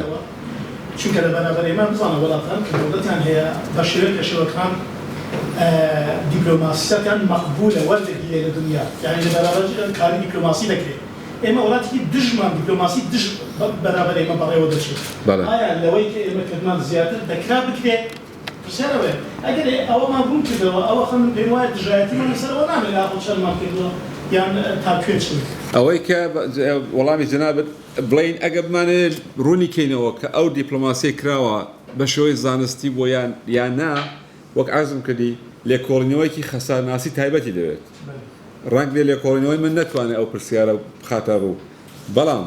من شتێکتان بۆ بگێڕمەوە کاتێک دوو مامۆستا بڵێن چاودێری ئەو لێکۆڵینەوەیان دەکرد یەکیان کەنادی بوو یەکیان بریتانی بوو دوای دوومان کە کارەکەم بردە پێش و هێندێکم شت کۆ کردەوە لە پێشمدانان بە ئیمێیل بۆم نادبوون دانیشتێکی 20 دقەیمان ئەنجامدا کە کوتیە تۆ نووسیتە ئەو حکوومەتی هەرێمی کوردستانە ئاوای کردو ئاوای کوتی ئەووانە چۆن شتیوە دەبێت مەبەستم لە چالاکیەکان بوو کوتی بڕۆ بەڵگەی ئینگلیسیەکان بێنە بۆ هەموو ئەوانەی دێڵێ چون مجبور چون ڕوودا و خۆشبەختانە ڕوودا و کوردستان 24 ئەخیرەن ئەوانە بە ئینگلیسی دەنووسنەوە من ئەگەونە بە توش کێشە دەبووم چون ئەو کابرای باوەڕ بەم نەدەکرد دەگوشتیوانە چون ئەو کابرای خۆی خەڵکی کێبێکە ئەوەی کە دەڵم کانادیەکە کێبێک هەرێمێکی فدراالیە وەکو کوردستان دەیگوت ئاسان لە کۆمەڵگای نێودەوڵەتی ئیجازە بۆی نادات چۆن ئەو شتە لێ ڕوویداوە دیارە دەیزانی کە شتێکەیە و کیانەکەیە و دەستگایەکەیە و لەگەڵ عێراق تەعاملی هەیە و لەگەڵ وڵاتان بەڵام ئەو وردەکاریە کە من بۆم برد بوو پێشێ لە بەشی نەوت و گاز لە بەشی کلتوری لە بەشی کردنەوەی کۆنسولگەری 34 وڵات لە هەولێر ئەوەی هەیە ئۆفیسی هەیە شوێنێکی وەکو بڵێن کێبێک ئەوانەی ئەوە پێی سێ بوو تەنانەت لە باسی ئەوەی کرد ئەو بۆم لە ئەمریکا کێبێکیەکان ساڵها دەیان هەیە کۆنسولگەریکی ڕسمی بکەنەوە کانادا ئیجازە نادا بە واشنگتن کە ئەوەی بکەنەوە چۆنە کورد ئەو کاری لە فەڕەنسا و لە لەندەن و نازانم لەکوێ کردووە مەبەستم چییە؟ دەم هەیە بڵم ئەو چالاکیانە بە مێکانیزم کراون مێکانیزمێک هەیە خانەخا جا چەندی سەقەتە چەندی باشە ئەوە بابەتێکی جیاوازە یا مەسەرەن دەکرا زانستیتر بە یا نازانم دەکرا چالاکتر بە یا بە قەولی ئەو برادەرمان فەرمووی کە ئایا مەسەرەن ئەوەندە زۆرە لە توانایی خۆمان یا کەم بووە هەمووی ئەوانە جێگای لێکۆڵینەوە شتێکی کە من فقط دوو کەلیمە من ویستم بڵێم کە ئەو شتە چۆن شقلی گرتووە بۆ هاتووە و ئایا پەیوەندی هەیە لەگەڵ پرۆژەی دەوڵەت سازیانە کە وەڵامەکانیشم ئارزکردن سپاسی کۆمنتەکانی ئەوەش دەکەم بەر ئەوە دیارە ئەو زانیاریانە گرنگم بۆ من کەواڵ برادری کۆنی خۆمە فەرموو خوشحال بووم ڕاستی وارەکەم قسەی درەنگاکەم بووم بەس شتێ من هیچ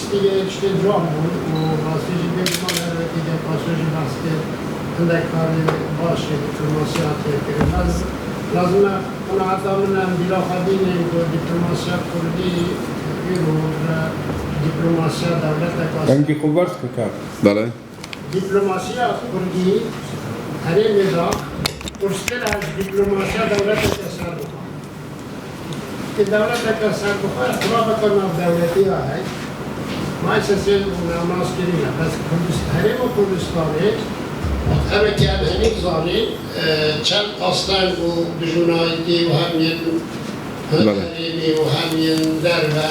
و همچنین روش داخلی یا کردان خواهد و نوعی دیگر ویژی ببینین دیپلماسی کردی هندک انجامیز باش درخستینه بس گلک تشکیلی مایا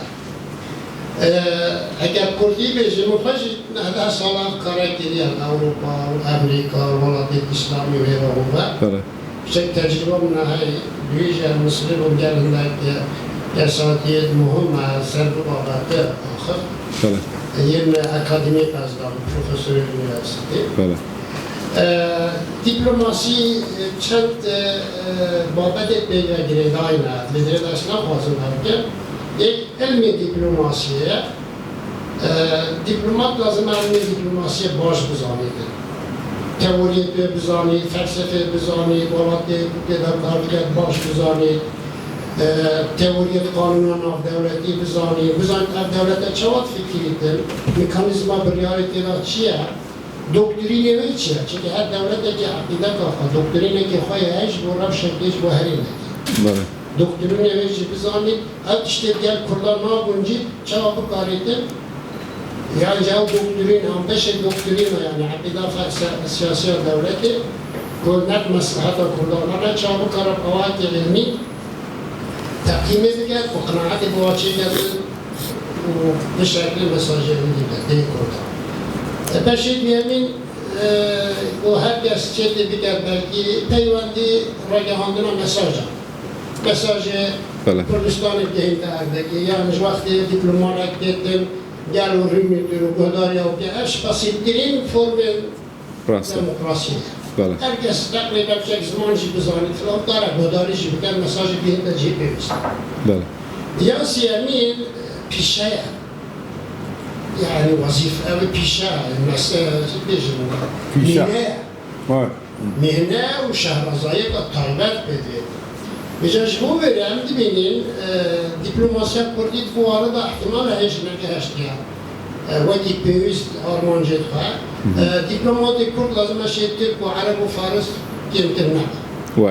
همکاری علمی ده، همکاری تئوری ده، همکاری شهرسازی ده، دا بشه برگری بیان بکردن. دیدید از فاز نموذج دیدن. مثلا بیشیم دو ابدیت سر کرده، دو فکرت ابدین دولتی هست سر کرده. هر بیشی ضرر میکنه. یک بیشیم چرا کردستان لازمه دولت که عراقی خورد هبید، دولت که سوریه خورد هبید، دولت عربا işgirtiyabet kem gerek devletin Avrupa'şı. Bu çünkü İran bir şeydi, İran bir şey tadakhul ediklerden, Irak bir şeyden ne keviterden pence İran'ydı. Başka bir dere de evvel dişi menfaat evde Kurdan. Kurd lazım mesela referandum yeci evvel bu çi dişlerden. Şimdi hazır Irak'a da khurta. Emçava babın ismat bikeri ko referandum avaki ilmi felsefi o siyasi ko habun evde Kurda نتيجة راوسكنا العراقي. احتمال كردستان صار مخالفة بتيجي بشكل كعراق يجي كذا. الفورمة اتفاقتنا بدولتي وده صار في صار لكن بين الجزائر وفرنسا ده شيء. بلى. بلى. أمريكا دولة إشراف الأمم المتحدة عن دولة مصر كردستان صار مخالفة بيتم بشكل كذا أو قارئ عسكري ولا عسكري وأبورين بين العراق وكردستان ده شيء بيتم. وفي ده أو ترس نميني. Yani ciddiyen gibi. Yani dir mesela, edrejin Kurd İsrail'e, Analiçe İsrail'e, devlet-i Kurdiye sabıkı İsrail'e biya. Em lazım ve teoriye ve fikri rad bırakıftırına var, ama beşine her olanlar rastlar. Lazım hem teoriye ve dağılıyor, nazariye ve dağılıyor. Serbindiyen fikri, serbindiyen tarihi, serbindiyen vakıa. O em bu başarılı için ispat edin, o Kurd, ne İsrail'e duyamine, ne bu Türkiye, ne bu Irak'ta, ne bu Suriye, ne bu Mısır, ne bu çoğalıkta değil. Böyle. Ha bunlar devlet Kurdistan buha, şu devlete diye İslami zarar avtırnina, haraptırnina. Bir daha devletin İslamiyetine, devlete Kurdistan'a, evj gibi de devlete kişi var devlete. Bu de başta bitmiş bu vavalat dedikleri bu istikrar. Yani çoğu bir teoriye dağılıyor. İşte diplomatik Kurd lazım Batışta hemiya, bu zannetin, bu bir şekilde ispat edildi, yani profesör, çünkü ki teoriye devlet edildi. Dürüst. Profesör zanya üniversitede, seçer doktora etme hemi.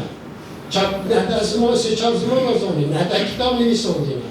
Ve diplomatik ad müstevayda nehde çavar rabitin berva, teoriye devlet, nazariye devlet raftet, oldu şey kurda, bu dediğine de tecrübe verir. Buna diplomasine inandığına namaya, ne kuhdakirine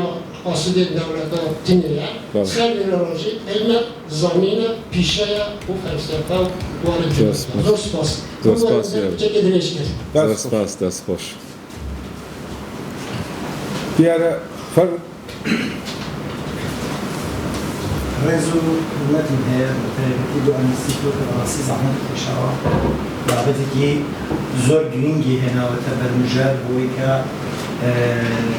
بتوانین بە لێڕوانینێکی وردبینانەوە چاوەڕێی مۆزوع بکەین و ئەو بتوێژانش کە دەکرێن بێگومان زۆر باشە. من لەوەی اختصاصی خۆمەوە باس دەکەم، اختصاصی من فامیلی تراپیا یا چارەسەری خاو و خێزان باسی پرۆژەیەکەی و باسی کێشەکانی بەهۆی ئەوەیەوە کە ئێمە ئەو اختصاصەیە تا دکتۆرای کە دەخوێنین دەبێت هێندێکیش مەنهەجی دەرسی بخوێنین کە باسی دەروناسی سیاسی دەکات و دەروناسی دیپلۆماسی دەکات. ئێمەشمان بووە. من لەو ڕانگەیەوە دەمهەوێت چاودە و بابەتە بکەم ئەگەر بە قسە بدەیت ڕاوبوچوونی خۆم سپاس دەکەم. دەروانگەی دەرونیەوە دەروانگەی دەروناسیەوە یعنی دەروانگەی کە کاملیەوە کە کاتێک کە چاوەڕێی مۆزوعەکە دەکەین هەر شتێک تەکاملێکی هەیە وەکو مرۆڤ چۆن لەدایک دەبێت قۆناغ بە قۆناغ تێپەڕ دەکات تا لەگاتە کۆتایی تەمەنی.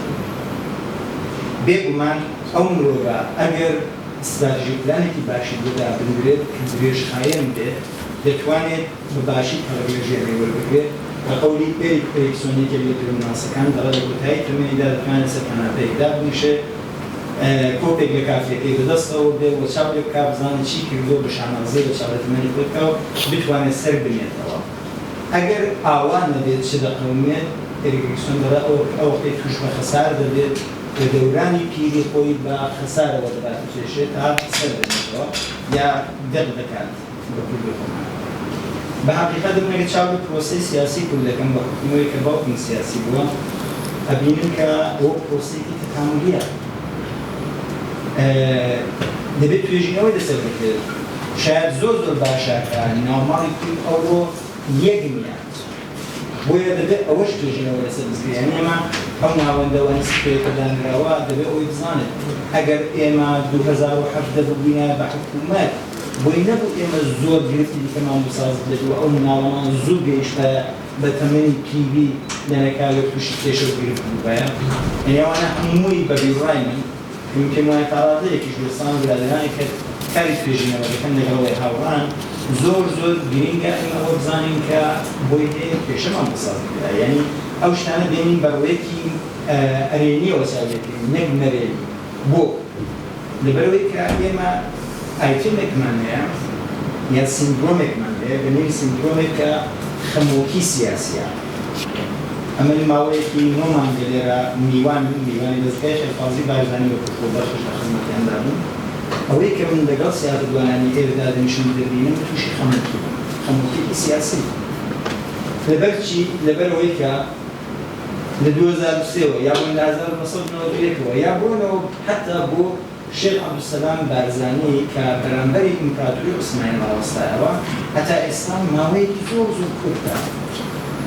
ئەمما ئینتزاراتی ئێمە وەکو کورد یەکجار زۆر بەسەرەیە. کەوەش دەتوانین دووبارە لێکۆڵینەوە بکەین بۆ ئەمان لە هاتووە کە جوابەکەی شاید لەوەی دابێت کە ئێمە زانستێکمان لێ بنێوی مێدیکاڵ جیۆگرافی کە بواری دووبارە دەرونی لێکداتەوە کە ئێمە چونگینە چیامان لەبەرچاوون دوورنەمامان زۆر کەمە هەر بەقەلەی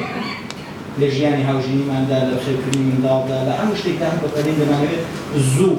زوو بەرهەم وەربگرین لە سیاسەتدا لە ئابووریدا لە هەموو شتێکدا. بەتایبەتی لە بواری سیاسی کۆمەڵایەتیدا ئێمە زۆر بەقەلەین. ئاگامان لە خۆمان بێت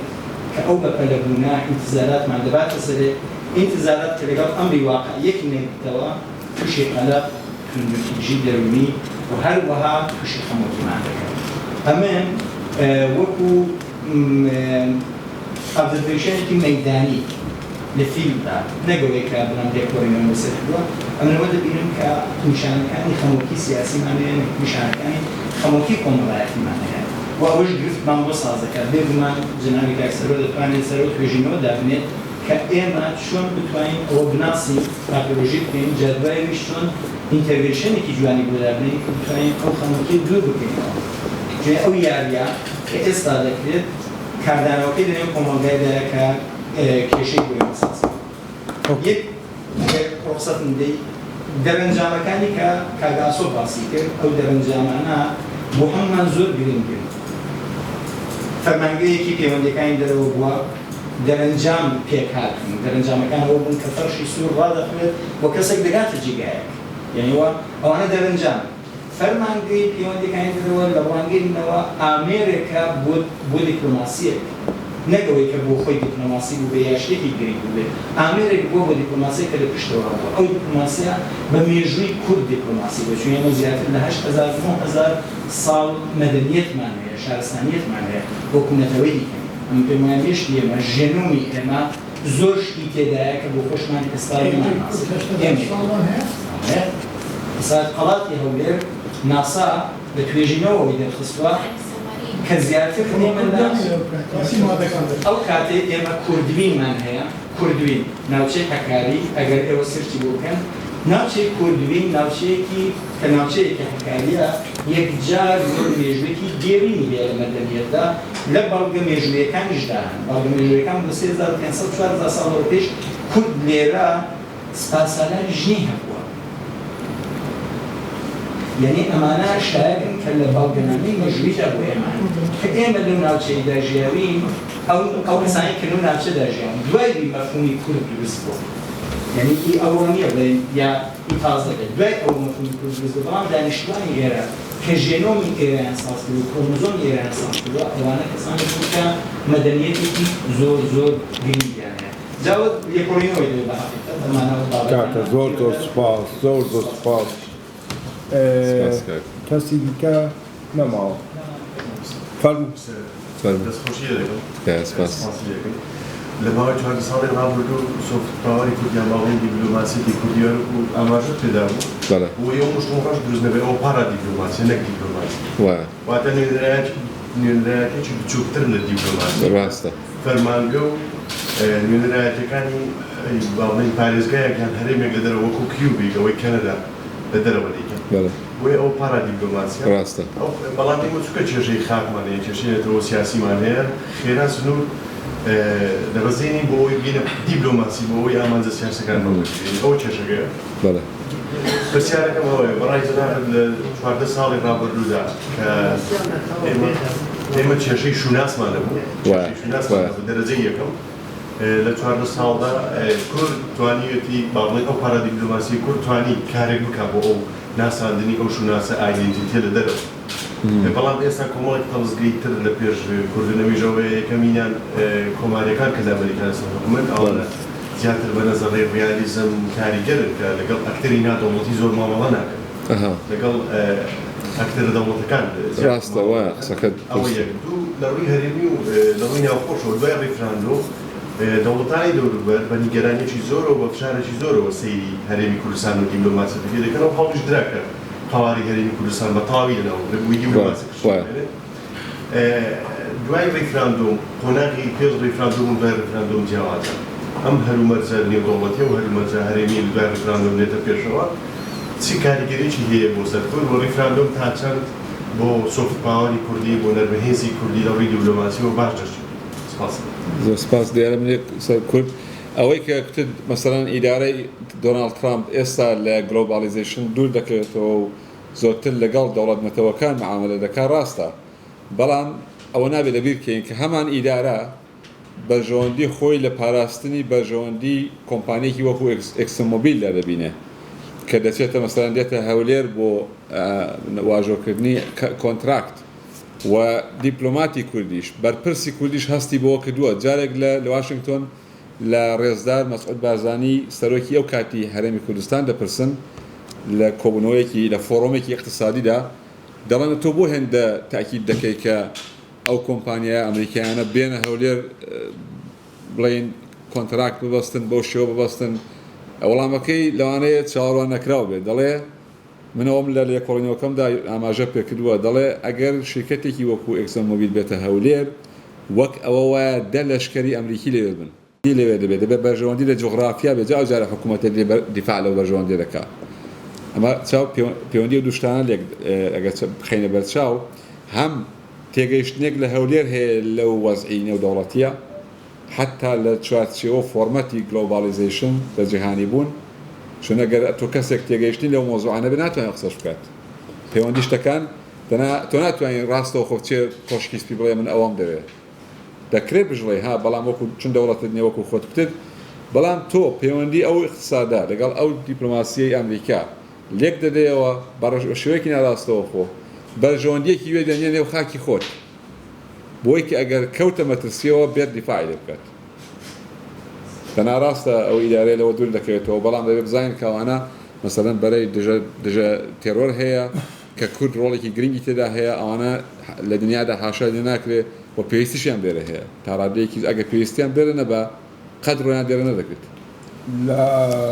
زنجیرەی کۆبوونەوەکان و سمیناراتی ئەنستۆی خۆمان بەنسبەت مەسەلەی سیاسەتی دەرەوەی کورد و دیپلۆماسیەتی کوردی ئیدارەی دیپلۆماسی کوردی ئەو سمینارەی کاک ئاسۆش کۆنتریبیوشن و